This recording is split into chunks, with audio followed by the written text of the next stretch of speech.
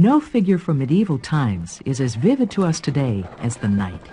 Lancelot, King Arthur, Sir Gawain. The knight in armor is one of the truly mythic British literary and cultural figures. During the medieval age, the knight was a vital part of European life. Knights were not legendary, but real.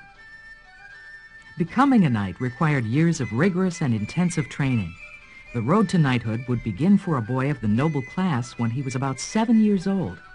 He would be sent away from his home to live and study in another nobleman's castle in order to establish strong feudal allegiance. He would start out as a page.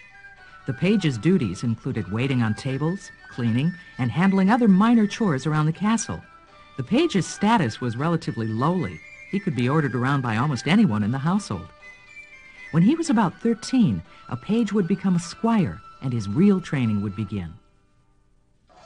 The most important part of his training was military. A squire would learn to handle a knight's massive weapons. A squire would be taught falconry and how to hunt. And he would learn how to wear and fight in the increasingly heavy armor of the time. A knight's chainmail suit alone could weigh as much as 50 pounds. In a full suit of armor, even getting on a horse was an arduous task that required much practice. A squire's education went beyond the skills of warfare. He might learn chess and backgammon, and even a little reading and writing. Still, even after his training had been completed, a squire did not automatically become a knight. First, he had to prove himself in battle. But what made the knight so fascinating, then and now, was not just his skill as a heroic warrior. It was also his code of ethics, the Code of Chivalry.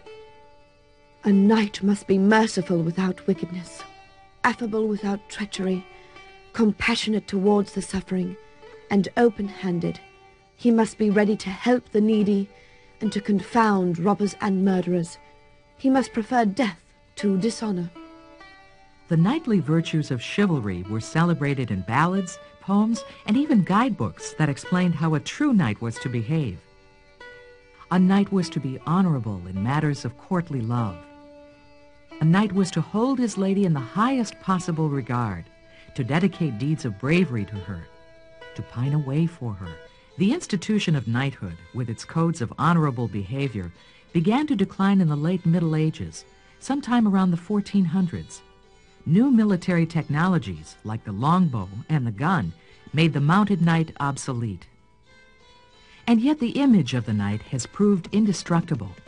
Books, movies, and stories that explore the chivalric ideal continue to fascinate us, from King Arthur to Sir Gawain and the Green Knight to Star Wars, and remain as a link to a time when real knights fought for the chivalric ideals of duty, honor, and loyalty.